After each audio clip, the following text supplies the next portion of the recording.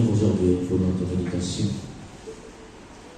Dis à ton voisin, sors de Kina et rentre à Cana.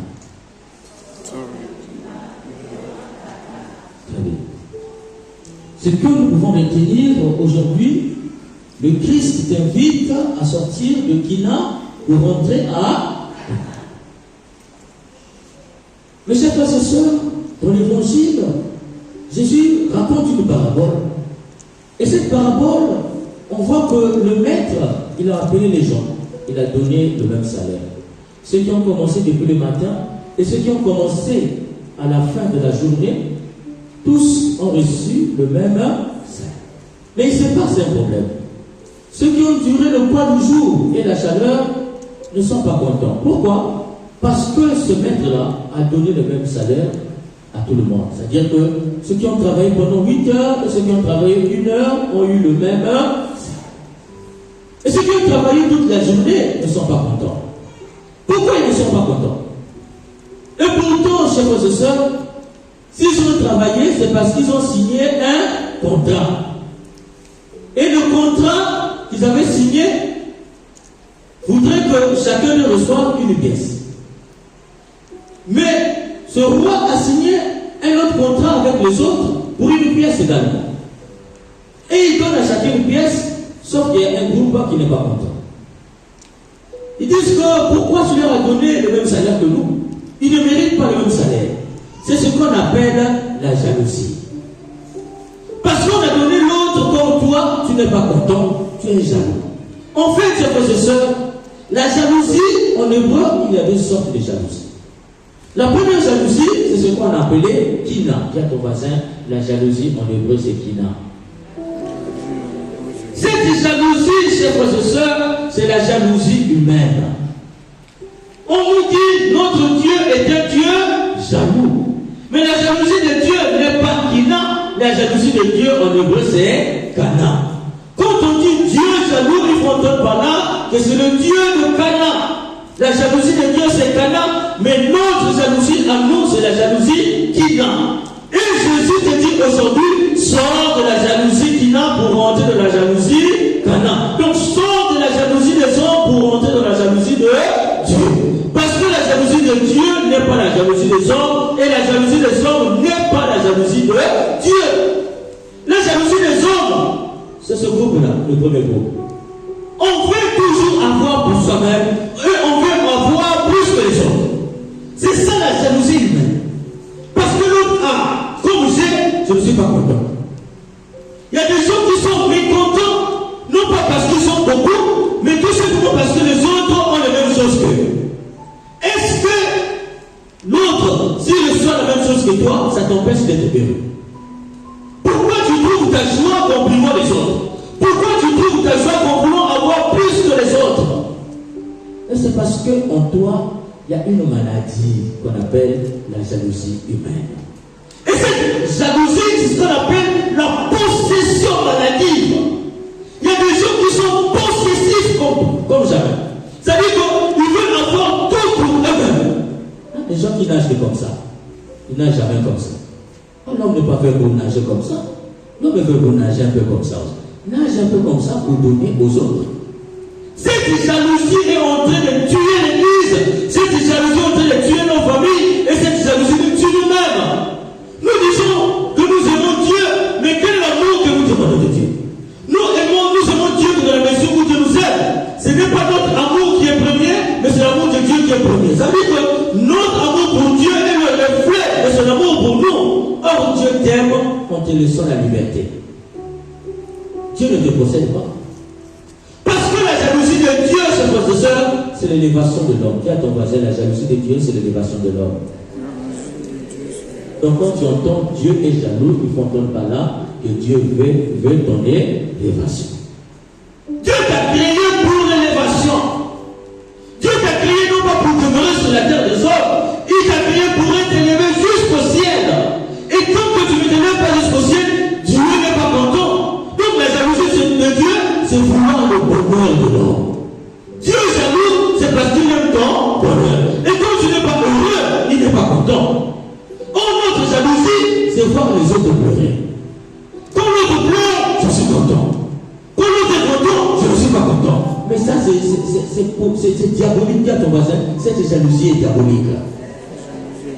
Notre jalousie, c'est écraser les autres, c'est diminuer les autres. Notre jalousie, c'est le complexe de supériorité, imposer les autres l'infériorité.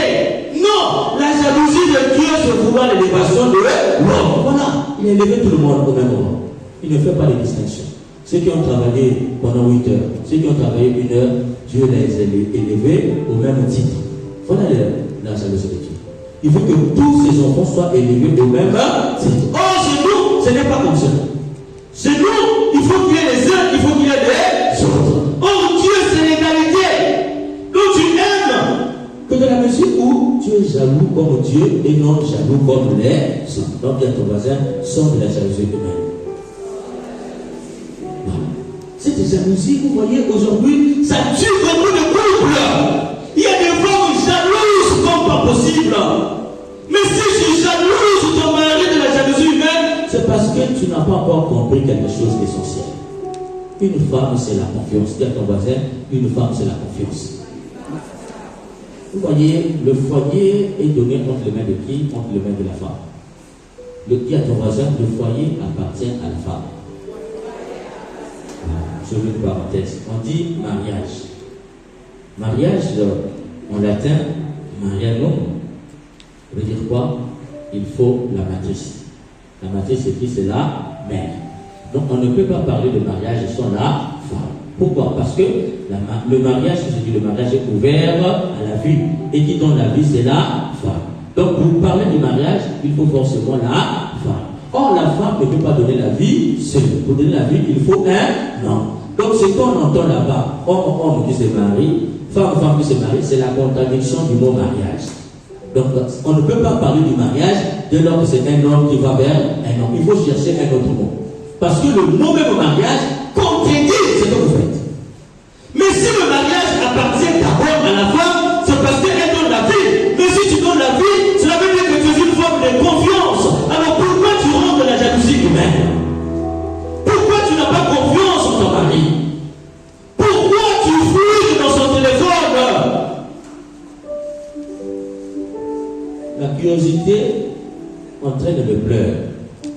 Et la curieuse a toujours les yeux rouges. Dis à ton voisin, la curieuse a toujours les yeux rouges.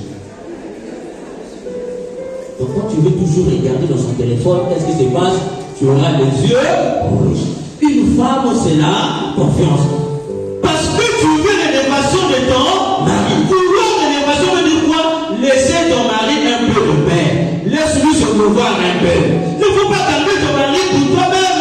Non. On ne peut pas dire qu'il faut le laisser aller faire la bataille, mais il faut laisser l'homme la liberté. Dis à ton voisin, laisse ton mari la liberté. Il ne faut pas le posséder. Les hommes n'aiment pas la possession. Quand tu possèdes un homme, tu l'envoies ailleurs. Et cette jalousie tue le couple. Parce que l'homme se sent étouffé.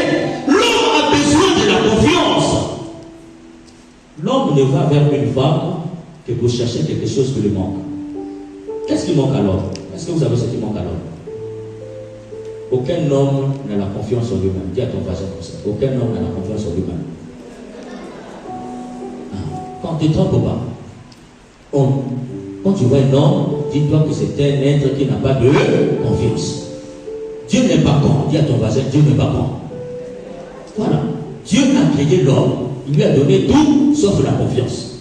Pour que cet homme ait la confiance, il a besoin de qui? Donc quand l'homme va vers la femme, c'est pour aller trouver quoi? Donc la femme doit donner quoi? À l'homme la confiance. Mais si l'homme vient vers toi et tu n'as pas la confiance, tu le détruis. La femme n'a que l'homme qu'elle mérite. Si ton mari, c'est un monsieur, comme on dit, ouya ouya, c'est parce que toi, la femme, tu fais de lui un ouya ouya. Parce que une femme a le pouvoir de changer un homme en bien. La confiance transforme un homme. La confiance peut faire d'un homme, c'est-à-dire prendre un homme en état zéro et faire de lui un héros. Donc quand tu donnes la confiance à un homme, il peut conquérir la terre. Et les gens qui ont conquis la terre, c'était pour faire plaisir aux femmes. On ne vous trompe pas. Donc Dieu a créé l'homme pour recevoir de la femme la confiance. C'est pourquoi en hébreu, quand Quand on dit l'homme, on dit Ish, et la femme, on dit Isha.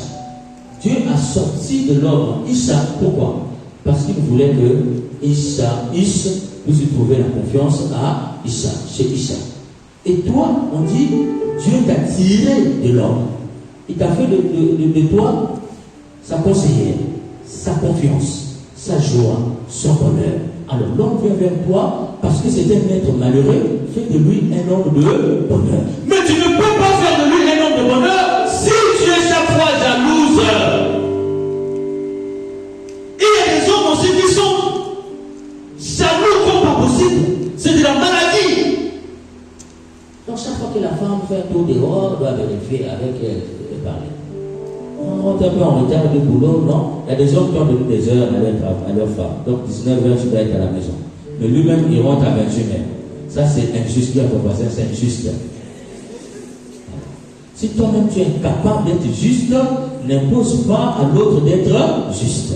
Et ça, c'est de la jalousie. Et cette jalousie-là nous tue. Et cette jalousie te tue. La jalousie de Dieu, quand je veux dire, c'est l'élévation.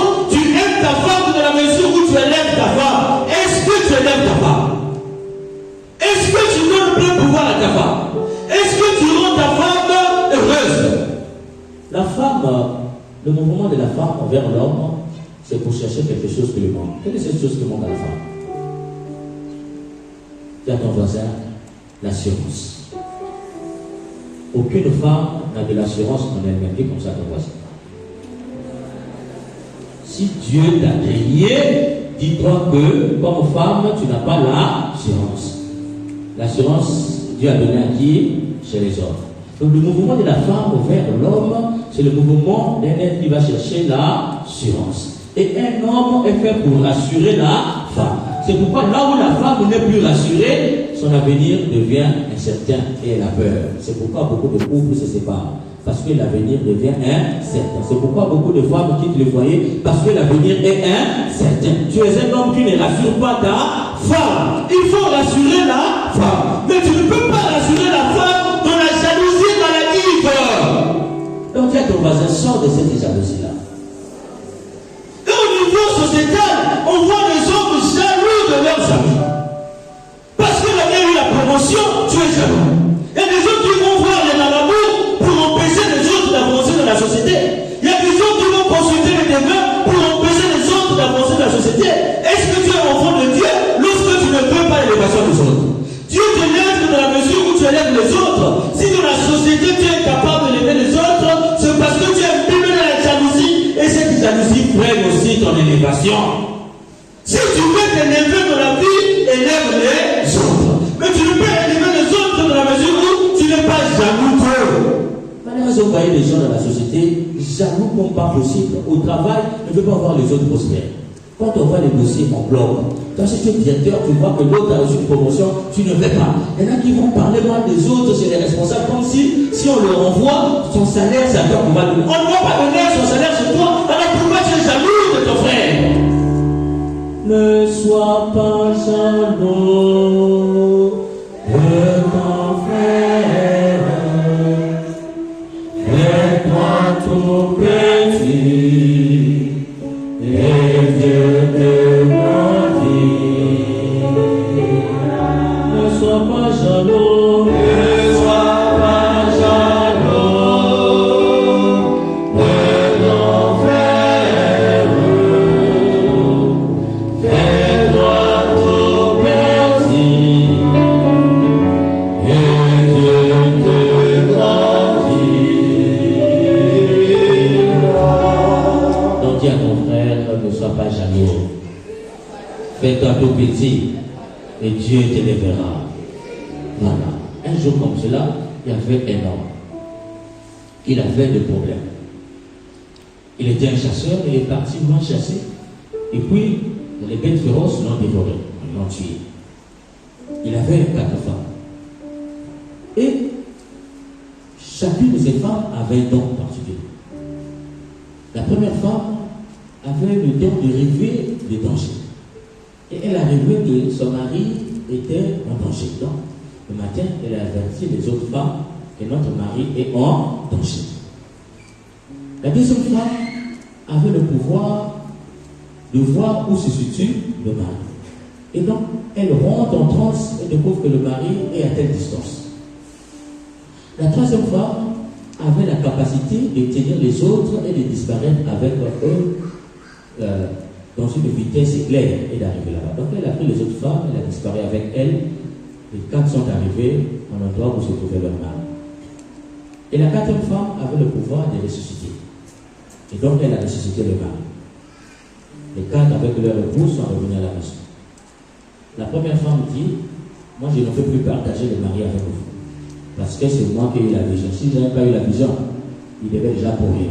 Donc vous n'avez rien fait. Donc désormais, vous quittez la maison, c'est mon mari. La deuxième femme dit, mais toi tu as vu, mais si je n'étais pas là pour voir où se trouvait le mari, est-ce que je pouvais te voir là-bas? La troisième femme, vous discutez pour rien. Si moi je ne vous avais pas amené là-bas, les bêtes auront fini de le manger. Et la quatrième femme dit, mais vous discutez pour rien.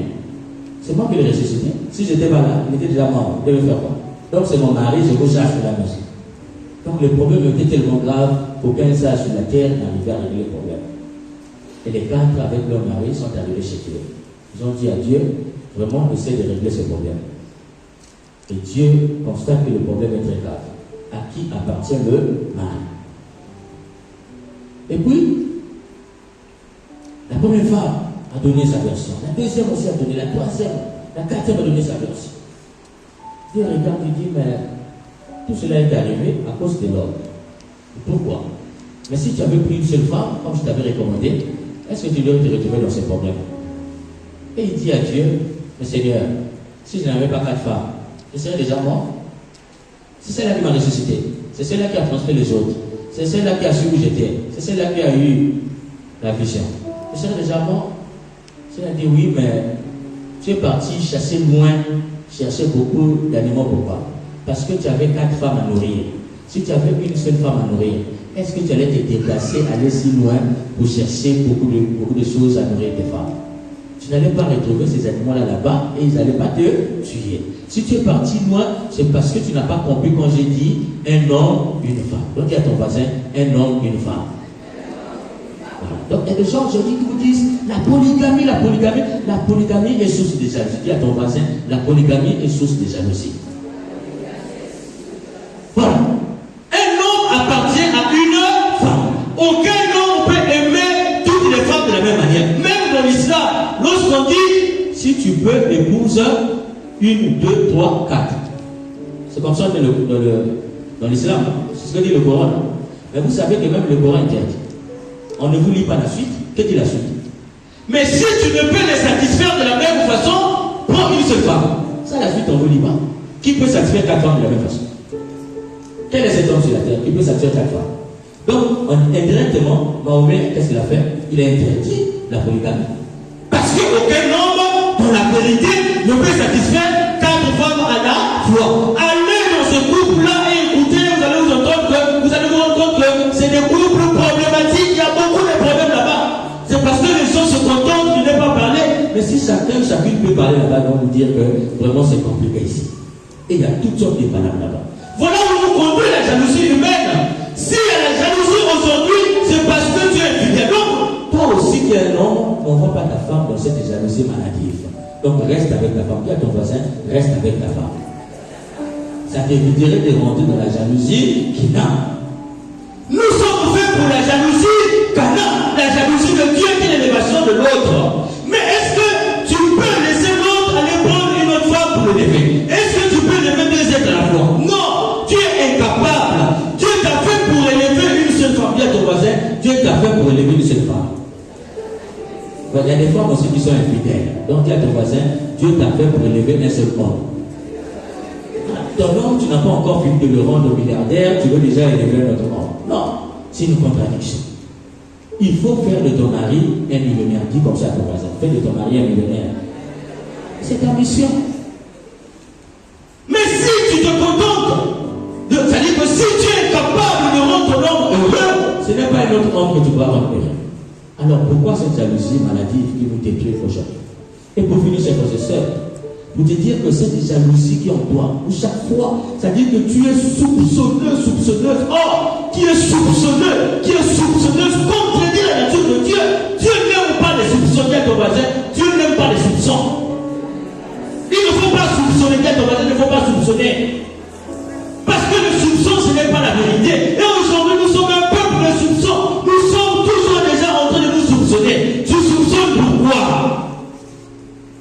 laisse ton mari être en paix et laisse aussi ta femme être en paix. Si ce n'est pas ta femme, ce n'est pas ta femme. Si ce n'est pas ton mari, ce n'est pas ton mari. Ce qui est à toi restera à toi pour l'éternité. Donc ça vaut la peine d'utiliser les méthodes des hommes. Non, utilise la méthode de Dieu. Vouloir le bien de ton mari. Vous voyez un homme qui sort et qui rentre. Il attend quoi? Que sa femme soit en colère, n'est-ce pas? Mais si cet homme rentre et tu ne parles pas, il n'y a rien qui peut convertir un homme que le silence. Donc ça vaut la peine de beaucoup parler et de crier, il ne changera pas. Tais-toi, tu vas voir qu'il va changer. Parce qu'il va commencer à douter pourquoi elle ne parle pas. Quel type de femme elle est? Un jour comme ça, je disais à une femme, non, mon mari, il est toujours dehors, et quand il vient, on se met à se quereller, on se bagarre. Je dis, mais c'est parce que tu aimes les disputes aussi. Ça t'arrange? Non, moi, ça ne m'arrange pas. Bon, tais-toi. Et pour se taire, je lui ai dit, j'ai béni l'eau bénie, j'ai dit, voilà l'eau. Quand ton mari rentre, mets l'eau dans ta bouche. Et puis, tant qu'il ne dort pas, n'avale pas. Verset joie. Et elle faisait cela. Donc, chaque fois que son mari rentre, elle met l'eau bénie dans la bouche. Et puis, quand son mari se couche, elle avale. Au bout de 2 semaines, elle-même est revenue, authentique. Hein? Elle est venue me dire, mon père, merci. Mon mari ne rentre plus tard, il a changé. Et quand il rentre, on ne se dispute plus. Cela veut dire quoi? Pourquoi je l'avais recommandé l'eau? Parce que qui a l'eau dans la bouche ne parle pas. Donc il y a ton voisin pour ne pas être jaloux ou jalouse comme les hommes, met l'eau dans la bouche. Qui a l'eau dans la bouche ne jalouse pas. Il faut se taire, tu vas le changer. Mais si tu restes dans la jalousie des hommes, un jour tu vas finir dans le meurtre. Il y a beaucoup de gens en prison à cause de la jalousie. Il y a beaucoup de gens au cimetière à cause de la jalousie. Et un jour comme ça, il y avait une femme, elle soupçonnait son mari. Comme je viens de le dire, les soupçons sont diaboliques. Puis chaque fois, le monsieur dort et prend le téléphone, il vérifie la messagerie, il regarde les conversations. Et il remarquait que son mari causait toujours avec une femme. Et chaque fois, souvent, c'était bonjour chérie, bonne nuit, je t'aime, que Dieu te garde. Et c'est sûr qu'avec cette femme-là, il y a quelque chose. Et un jour, le monsieur avait écrit à la dame, demain, tu passes me voir au bureau, on ira causer de ce que tu m'as dit dans un restaurant. Donc la femme a commencé à suivre son mari. Quand elle est arrivée là-bas, elle a vu son mari sortir de la voiture avec cette femme-là, bras dessus, bras dessous. Donc la colère, la jalousie humaine commençait à faire son effet dans son cœur. Elle dit, qu'est-ce que je fais ici? Elle est retournée rapidement à la maison, elle a pris le couteau. Quand elle est venue, elle a piqué le couteau à la femme et à son mari. Et après, vérification faite, c'était sa petite sœur. En fait, c'est une famille où les frères et les sœurs s'aiment tellement que les mômes s'appellent chéri, chéri. Et tellement que l'amour est fort, même lorsque un homme et une femme, c'est-à-dire les sœurs et les frères marchent, c'est bras dessus, bras dessous. Donc quand elle a vu les conversations, chérie, je t'aime, bonne nuit, elle pensait que c'était une femme, alors que c'était la petite sœur de son mari qu'elle ne connaissait pas encore. Alors, elle demande pardon. Alors je pose la question, le mari va-t-il pardonner, oui ou non?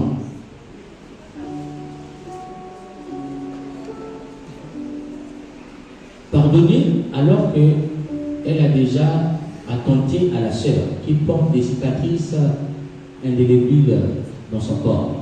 Comment cette sœur-là va voir sa belle-sœur? Et même son mari aussi porte des cicatrices. Comment ce mari-là peut voir cette femme? Voilà où te conduit la jalousie maladive.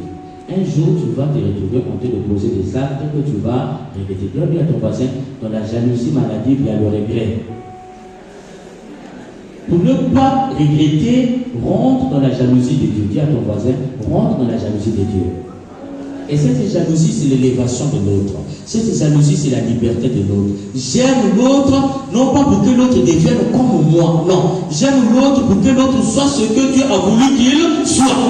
Si tu veux que l'autre soit comme toi, tu ne l'aimes pas encore. Aimer l'autre, c'est respecter sa liberté. Dis à ton voisin, aimer l'autre, c'est respecter sa liberté. Voilà. Tu ne peux pas aimer un homme et le couper du reste de sa famille.